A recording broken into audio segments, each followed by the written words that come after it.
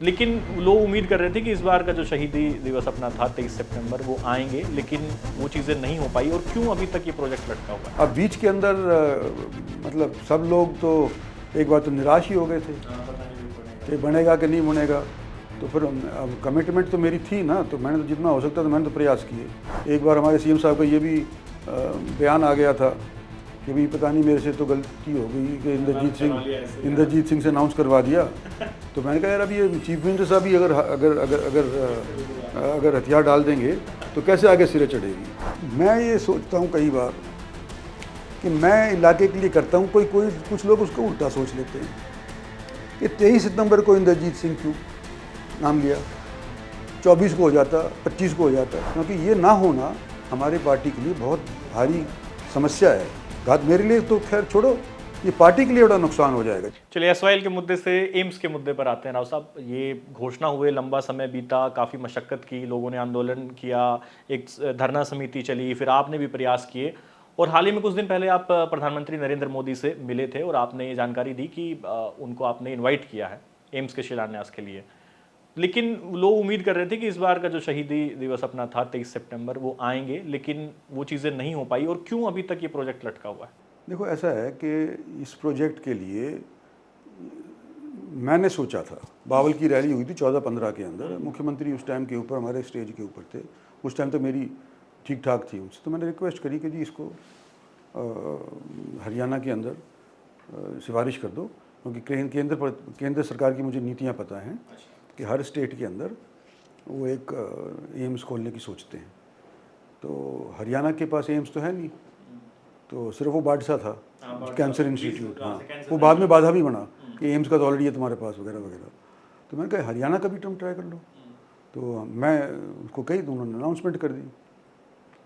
Announcement करने के बाद फिर वो जो ज़मीन तजवीज़ करी गई थी मनेठी गांव वालों ने 200 एकड़ 250 एकड़ कहा था कि जी हमारे कर दो। अब उस टाइम उन्होंने किसी ने नहीं बताया कि ये डीम्ड फॉरेस्ट है। तो हमने जब उसको यहाँ से दिल्ली से भेजी टीम हेल्थ डिपार्टमेंट ने, तो उनके सामने फॉरेस्ट वाले अड़ गए कि यहाँ कैसे बनाओगी, तो डीम्ड फॉरेस्ट है, यहाँ तो नहीं बनने देंगे। तो लफड़ा हो गया। तो फिर वहाँ एम्स का बनना तो नामंजूर हो गया। तो फिर हमने हाथ पैर जोड़े कि भाई तुम और गांव वाले किसी और को दे दो। 2-3 जगह तलाश करी, कुछ बावड़ में देखी थी, कुछ यहाँ पे देखी थी, पर उसके बगल के अंदर ही एक गाँव है माजरा। तो वहाँ के लोग बड़े अच्छे निकले। उन्होंने कहा कि जी अब ये हमारे पड़ोसियों ने कुछ कर दिया है तो कोई बात नहीं, हम सुधारेंगे। तो उन्होंने अपनी ज़मीन देने को मतलब नेगोशिएशन तौर के ऊपर 40-42 लाख रुपए के ऊपर सरकार को देना मंजूर कर दिया। धीरे धीरे आई, टाइम लगता है ना, हर एक आदमी अपनी सोचता है कि जितना फालतू मिल जाए ये मिल जाए। तो नेगोशिएटेड सेटलमेंट करवाई, चीफ मिनिस्टर साहब के साथ भी बैठ करके ये बातचीत हुई। तो एक जो देता है एकड़ के हिसाब से उसको एक SCO मिलेगा, जिसके अंदर एक तो उसको नीचे दुकान मिल जाएगी और उस पर रहने का घर भी ऊपर जैसे फ्लैट जैसे चंडीगढ़ में होते हैं इस तरह कॉम्प्लेक्स इस तरह के उनको मिल जाएंगे। तो उनको मतलब आमदन जो खेती से नहीं हो रही थी उससे ज़्यादा उसको दुकान से हो जाएगी। तो वो ये सब चीज़ तजवीज़ हो गई और उसके अंदर टाइम लगा। अब बीच के अंदर मतलब सब लोग तो एक बार तो निराश ही हो गए थे कि बनेगा कि नहीं बनेगा। तो फिर अब कमिटमेंट तो मेरी थी ना, तो मैंने तो जितना हो सकता था मैंने तो प्रयास किए। एक बार हमारे सीएम साहब का ये भी बयान आ गया था कि भाई पता नहीं मेरे से तो गलती हो गई कि इंद्रजीत सिंह से अनाउंस करवा दिया। तो मैंने कहा यार अब ये चीफ मिनिस्टर साहब ही अगर अगर अगर अगर अगर हथियार डाल देंगे तो कैसे आगे सिरे चढ़ेगी। तो मैंने फिर भी नड्डा साहब हुआ करते थे, रोज़ नड्डा साहब के मतलब यहाँ पे। और फाइनली जो अरुण जेटली है ना, मेरे को उनको अभी बेचारे रहे नहीं हमारे बीच के अंदर, तो उस टाइम के ऊपर अरुण जेटली जी और अपने प्रधानमंत्री, इन दोनों के बीच के अंदर मेरा मतलब बातचीत होती रही। और उन्होंने कहा कि भाई अरुण जेटली, और नड्डा साहब ने कहा अरुण जेटली, क्योंकि वो फाइनेंस मिनिस्टर भी थे, पैसा तो उन्होंने नहीं देना था ना। तो अरुण जेटली फाइनली अपने बीमार होने से पहले मेरे को कह गए थे कि इसका मैं कुछ करता हूँ। तो उसके थोड़े ही दिन बाद वो अस्पताल चले गए, कोई ऑपरेशन वगैरह हुआ उनका। और पीयूष गोयल उस टाइम का बजट पास किए थे, तो पीयूष गोयल ने वो ऐलान कर दिया, जो कि कराया सारा प्रधानमंत्री का और अरुण जेटली का था, और नड्डा साहब का भी सहयोग था उसके अंदर। तो इन तीनों लोगों ने मिल करके ये एम्स का फैसला करवा दिया। और वो फिर रिपीट हुआ कुरुक्षेत्र के अंदर जब प्रधानमंत्री गए थे वहाँ पे ऐलान हो गया। अब एक एम्स ऐसी है कोई साउथ के अंदर, मेरे ख्याल से तमिलनाडु के अंदर, उसका प्रधानमंत्री ने शिलान्यास रख दिया और 2 साल तक उसमें कोई काम ही नहीं हुआ। तो वो एक मतलब ऑपोजिशन को एक मुद्दा मिल गया।